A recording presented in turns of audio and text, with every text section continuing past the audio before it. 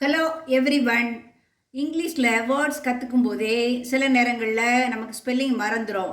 அப்படிப்பட்டவங்களுக்கு தான் இந்த வீடியோ.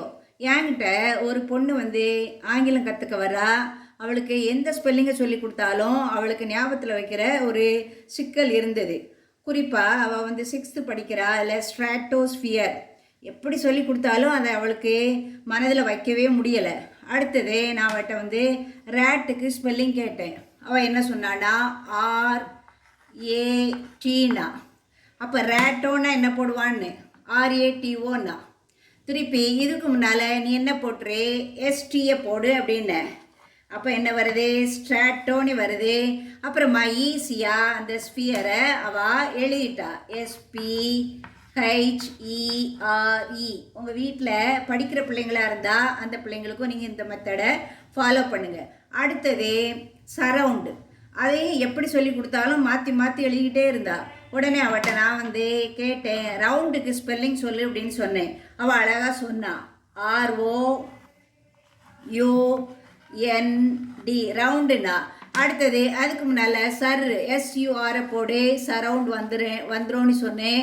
ஈஸியாக கற்றுக்கிட்டு. இதே மாதிரி டெனண்ட், டென்னுக்கு ஸ்பெல்லிங் சொல்ல சொன்னேன், TENன்னா 10. அப்புறமா பக்கத்தில் ஆண்டுங்கிறத சேர்த்துக்கோ, டெனண்ட் வந்துடும் அப்படின்னு சொன்னேன், ANT, TEN 10. திருப்பி ஆண்ட் போட்டால் டெனண்ட் வந்துடும். அதே மாதிரி தான் E10. முதல்ல 10 எழுதிக்கோ, TEN 10 எழுதுவா. அதுக்கு முன்னாடி EA சேரு, E10 வந்துடும். அதே மாதிரி தான் டேக்கன், அந்த மாதிரிலாம். இனி அடுத்த ஒரு வேர்டுக்கு அது நமக்கே வாயில் நுழையாது, ஒரு மாதிரி இருக்கும். லெஃப்டினன்ட், அதுக்கும் நான் அவளுக்கு சொல்லி கொடுத்தேன். ஈஸியாக அவள் புரிஞ்சிட்டா. இதே மாதிரி 10 அண்ட் நீ ஞாபகம் வச்சுக்க அப்படின்னு. அதே மாதிரி அவள் என்ன பண்ணா, 10 அண்ட் டெனண்ட். இதுக்கு முன்னாடி என்ன சேர்க்கணுன்னா, அந்த ஸ்பெல்லிங்கே எப்படி வரும்னா, நம்ம சொல்கிறது லெஃப்டினன்ட்னு சொல்லிடுவோம். ஆனால் அதை இப்படி வாசின்னு சொன்னேன், LIEUTENANT அப்படின்னு ஞாபகம் வச்சுக்கன்னு சொன்னேன். LIEO. இதுக்கு பேர் தான் என்ன, லெஃப்டினன்ட். கடற்படையில் வேலை பார்ப்பாங்கள்ல, அவங்களுக்கு தான் லெஃப்டினன்ட்னு சொல்லுவோம்.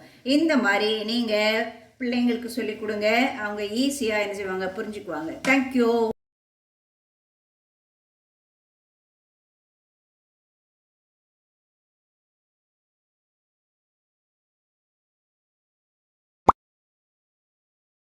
Thank you.